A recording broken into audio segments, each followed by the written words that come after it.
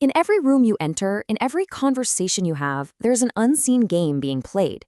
It's a constant, silent struggle for social position, a hierarchy that's being built and rebuilt in real time. And here's the thing, most people are playing without even knowing it exists. Today, we're going to observe this game. We're going to put it under the microscope. So, that leads to a pretty critical question, doesn't it? Are you consciously making your moves on the board? Or are you just a piece being moved around by forces you don't even perceive? Because make no mistake, whether you're aware of it or not, the game is always, always on. Now, you might think this is just some abstract theory, but it's not. This is a clinical observation documented by science. This quote from the IDF Research Institute confirms that this sorting process happens almost instantly.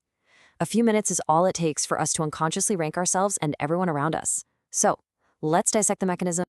Okay, Section 1, Claiming Acoustic Territory. Our first point of observation is not visual, it's auditory. You see, some of the most potent signals of dominance aren't seen at all, they're heard.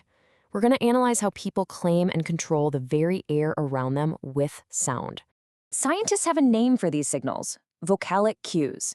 You can think of them as the soundtrack to the power play happening right in front of you. It has very little to do with the actual words being said. It's about the sound itself, the tone, the pitch, how loud someone is, and, maybe most importantly, the sheer amount of time their voice is occupying the space. And we can measure this. Look at the data here. Researchers use a metric called total speaking length, or TSL. And the correlation, well, it's stark, it's undeniable. The individual who takes up the most airtime is almost always perceived as the alpha, the leader of the group. The equation is brutally simple. More speaking equals more status. But wait, it's actually more subtle than just talking a lot. See, the researchers also track something called total successful interruptions.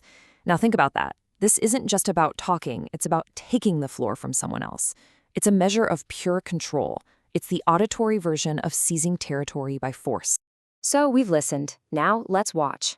Let's move to Section 2, the physical power display. The human body is, for all intents and purposes, a billboard for status. It's constantly broadcasting rank through a whole set of physical signals. We're going to examine these through body movement, the use of space, and even touch.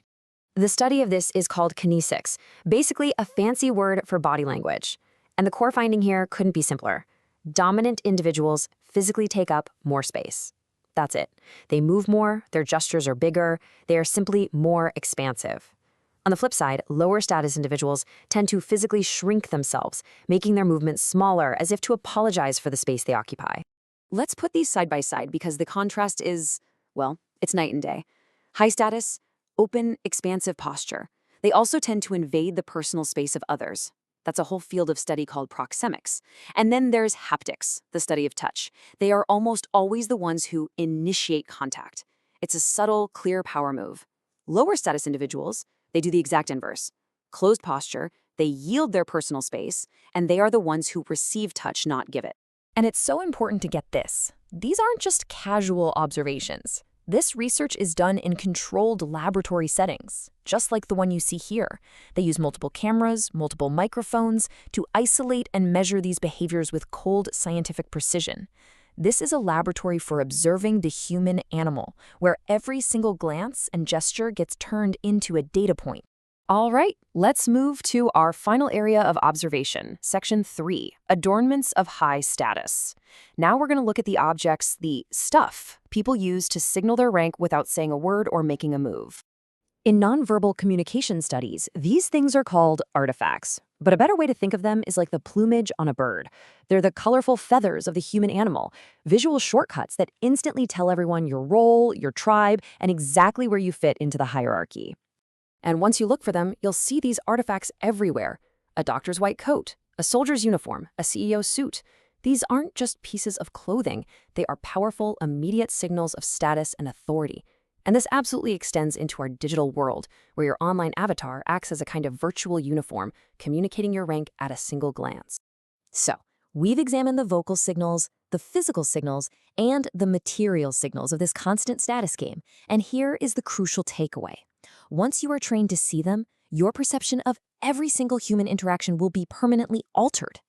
The invisible strings of status are now visible to you. You're going to notice them in your next meeting. You'll hear them during your next phone call. You'll even see them in the way people arrange themselves in a grocery line. You now have the key to decode the silent language of power being spoken all around you. And this knowledge, once you have it, you can't get rid of it. You can't unsee it.